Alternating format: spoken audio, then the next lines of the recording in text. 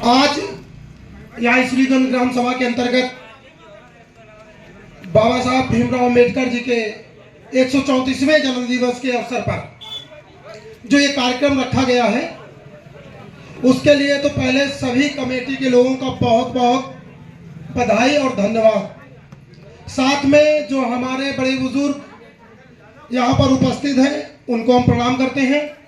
हमारी माताएं बहनें जो यहाँ पर हैं या सुन रही हैं, उनको भी हम अपना प्रणाम करते हुए आशीर्वाद लेते हैं। हमारे नौजवान भाई जो यहाँ पर हैं, उनको मेरा नमस्कार, और जो बच्चे यहाँ सुन रहे हैं उनको बहुत ढेर सारा प्यार।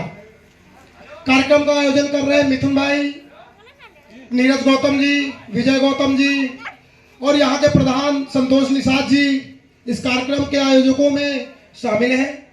आप सभी का दिल की गहराइयों से बहुत बहुत शुक्रिया कि आप लोगों ने यहाँ पर हमें आने का अवसर दिया है, अपने बीच बोलने का अवसर दे रहे हैं।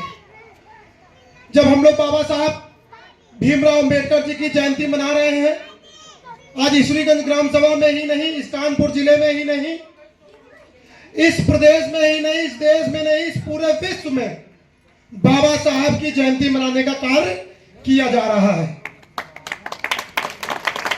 आप सभी लोग बाबा साहब के नाम से, बाबा साहब के कार्यों से परिचित होंगे। तमाम लोगों ने अभी बोला भी होगा, बताया भी होगा अपनी बातों से, वो भी हम भी थोड़ा सा कम शब्दों में बताने का काम करेंगे। बाबा साहब यदि आज पूरे देश दुनिया में पूजे जा रहे हैं, ऐसा क्या कारण है, ऐसे बाबा साहब ने ऐसे क्या कार्य किए? तो सबसे बड़ी बात यह है कि आज हम लोग आज इस ग्राम सभा में अगर कुर्सियों पर अच्छे ढंग से बैठे हैं, तो यह भी देन बाबा साहब भीमराव अंबेडकर की है। बाबा साहब की बदौलत आज हम लोग अपना प्रधान, जिला पंचायत, विधायक, सांसद चुन पा रहे हैं। आज जो हमारी महिलाएं, जिन्हें सम्मान से, बराबरी से जीने का अधिकार मिल पा रहा है, वो भी बाबा साहब भीमराव अंबेडकर जी की वजह से मिल पा रहा है।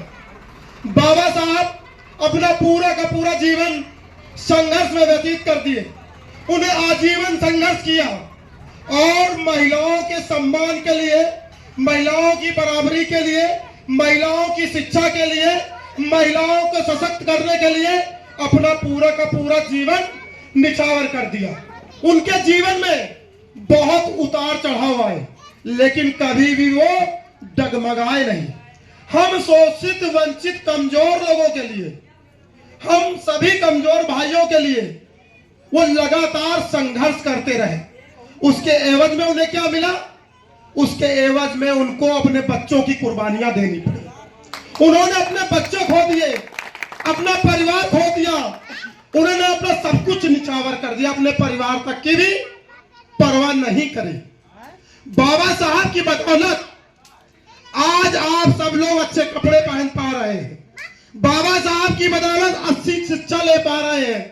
बाबा साहब भीमराव अंबेडकर जी की वजह से आप लोग अच्छा इलाज पा रहे हैं। और बाबा साहब की वजह से अगर वंचित, शोषित, कमजोर वर्ग के लोग दरोगा, इंस्पेक्टर, एसपी, डीएम अगर बन पा रहे हैं, तो बाबा साहब के दिए गए संविधान के कारण बन पा रहे हैं, ना कि किसी और की खैरात की वजह से। आज जो भी उद्धार हो रहा है, ये कमजोर, वंचित लोगों का, हम सब कमजोर, वंचित लोग ही है। और जो भी शोषित व्यक्ति है, वो किसी जाति का हो, किसी धर्म का हो, हम जाति और धर्म के आधार पर भेदभाव नहीं करते। लेकिन सच्चाई ये है कि ज्यादातर लोग शोषित, कमजोर कौन है, वो आप सब अच्छी तरीके से जानते हैं। उनके लिए बाबा साहब भीमराव अंबेडकर ने कार्य करने का काम किया। बाबा साहब भीमराव अंबेडकर जी के बारे में जितनी भी बातें करी जाए, वो कम ही पड़ जाएंगी। बाबा साहब भीमराव अंबेडकर जी का जन्म मध्य प्रदेश में हुआ। उन्होंने अपने शुरुआती समय से ही कुछ चीजों को महसूस किया कि समाज में किस तरह की गैर बराबरी की व्यवस्था है, छुआछूत है, कि लोग एक दूसरे से घृणा करते हैं। मानव होकर, इंसान होकर एक दूसरे इंसान से घृणा करना, ये कहीं ना कहीं दर्शाता है कि आप इंसान नहीं बचे। वो तो जानवर भी कर लेता, जानवर के अंदर विवेक नहीं होता ना।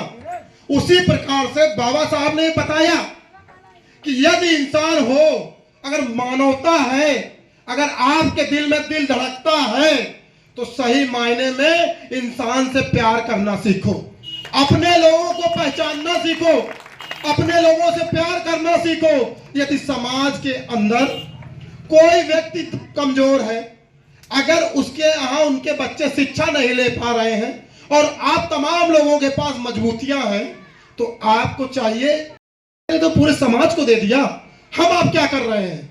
अब हम लोगों को ये मूल्यांकन करने की जरूरत है, सोचने समझने की जरूरत है कि हम लोग क्या कर रहे हैं। हम लोग ऐसा तो नहीं, कहीं गुलामी तो नहीं कर रहे हैं, हम किसी के कहने पर तो वोट नहीं कर देते हैं। ऐसा तो नहीं चुनाव के समय आता है और बहुत से लोग आपके पास आते हो, चालाकी से बातें बनाते हो कि हम आपको 100 रुपया दे देंगे, हम आपको 500 दे देंगे, हम आपको इसका पट्टा कर देंगे, हम ये करा देंगे। तो ये जरूरी है। बाबा साहब भीमराव अंबेडकर जी ने यह भी कहा है कि यदि आपको अपना सामाजिक, आर्थिक, राजनीतिक उत्थान, तरक्की, विकास करना है तो उसके लिए आपको सबसे जरूरी चीज क्या है? वो सबसे जरूरी चीज है शिक्षा। अगर आप लोग शिक्षा ले लोगे, पढ़ोगे, लिखोगे, तो आप देश का इतिहास जानोगे, दुनिया में क्या चीजें हो रही वो जानोगे, दिल्ली, मुंबई या महाराष्ट्र में क्या हो रहा है वो जानोगे, यहां से बाहर निकल के शहर में जाओगे, व्यापार सीखोगे, ये देखोगे कि लोग कैसे रहते हैं, वहां का रहन सहन क्या, व्यवहार क्या है, वो देखोगे। जब ये सारी चीजें आप देखोगे ना, तो वही चीजें आप यहां लाओगे, फिर अपने समाज का, अपने घर का, अपने परिवार का विकास करोगे। जब विकास करोगे तो समाज के विकास में योगदान करोगे, और जब समाज का विकास होगा तो देश का विकास होगा। तो एक अच्छे देश का निर्माण है, यही असली देशभक्ति है कि अपने देश के विकास में अपना योगदान देना। भाई देश किससे बनता है? देश हम आप से बनता है। अगर देश के अंदर लोग नहीं रहेंगे, अगर आप लोग हम आप नहीं होंगे देश में, तो किस बात का देश? फिर तो देश नहीं बचा। और देश के लोगों का विकास नहीं है तो देश की तरक्की भी नहीं है। चंद लोगों के विकास से, 2-4-10 लोगों के विकास से पूरे देश का विकास नहीं होता है। तो बाबा साहब ने क्या कहा था? बराबरी, सभी को एक समान न्याय मिले, चाहे वो अमीर हो चाहे वो गरीब हो, सबके लिए एक समान न्याय हो। जब एक रिक्शे चलाने वाले भाई का, जो एक रिक्शा चलाता है हमारा भाई, या सब्जी बेचता है हमारा भाई, उसके वोट की कीमत एक है, तो इस देश के टाटा, अंबानी, अडानी, उसके भी वोट की कीमत एक है। तो जब उसमें अंतर नहीं है, उसमें भेदभाव नहीं है, इसका अधिकार बाबा साहब ने दिया है, तो आप लोग किसी से कमजोर नहीं हो। आप सबको बराबर का न्याय, बराबर का सम्मान और बराबर का स्वाभिमान मिलना चाहिए, तभी तो आपका तरक्की हो पाएगा। तो कहने का तात्पर्य यह है कि आप लोग अपने बच्चों को, सबसे जरूरी जो अनिवार्य चीज है वो शिक्षा जब दिलाएंगे अपने बच्चों को, तो इतना मान लीजिए आप में से ही आपका भाई, आपका बच्चा, आपकी बेटी दरोगा बनेगी, कलेक्टर बनेगी, इंस्पेक्टर बनेगी, दरोगा बनेगी, एसपी बनेगी, टीएम बनेगी, और फिर आपके समाज का नाम रोशन करेगी, आपके परिवार का नाम रोशन करेगी। तो शिक्षा मिल गई, और जब शिक्षा मिल जाएगी तो संगठन बनाओ, अपनी एकता बनाओ। जब एकता हो जाएगी तो करो संघर्ष। कौन सी सरकार में इतनी हिम्मत है जो आपके अधिकार आपसे छीन ले? फिर बात आती है ना कि ग्राम समाज में बहुत सारी जमीन है, जीएस की है, पड़ती है, नवीन है, बंजर है, ये जमीन के पट्टे आपको क्यों नहीं होते? उसका कारण है, उसका कारण यह है कि सबसे पहली बात तो हम आप में एकजुटता बहुत कम है, और हमारा कोई व्यक्ति सत्ता में मजबूती से बैठा नहीं है। अगर सत्ता में मजबूती से बैठा हो, कोई विधायक, सांसद आपकी पैरोकारी कर दे, अभी कह दे डीएम से, नहीं ये गरीब लोग हैं, इनके जीवन यापन के लिए, रोजी रोटी के लिए इनको 2 बीघे जमीन चाहिए, जो 25 या 3,000 एकड़ जमीन, बीघे जमीन यहाँ पड़ी हुई है, इनको 2 बीघे जमीन दो, तो वो जमीन आपको मिलेगी, ये आपका अधिकार है। लेकिन होता क्या है? होता यह है कि आपकी बात कोई कहने वाला नहीं है। अब कोई कहने वाला नहीं है, कोई नेता नहीं है, तो उसका एक ही रास्ता बचता है कि जो बाबा साहब अम्बेडकर जी ने कहा है, शिक्षा लो, संगठन बनाओ और सड़क पे उतर आओ। सड़क पे उतर कर संघर्ष करो, और जब संघर्ष करोगे ना, तो ये तय मान लो, किसी भी सरकार में कोई ताकत नहीं है कि वो आपके अधिकारों का हनन कर पाए। फिर उसको मजबूरी है आपको आपके अधिकार देने का काम करेगी। अब मार्जिनल बांध का मैटर है, हम ये कोई राजनीतिक बात नहीं कर रहे हैं यहाँ पे, लेकिन ये बाबा साहब द्वारा बताए गए संघर्षों की बात है कि कैसे हम अपने हक अधिकारों की बात करें। ये जो बाढ़ आती है, अगर मार्जिनल बांध बन जाए, इस बाढ़ से आप लोगों को 10, 20, 50 लाख खाड़ का नुकसान हो जाता है। किसी को 2 लाख, किसी को 4 लाख, जैसी जिसकी फसल होगी।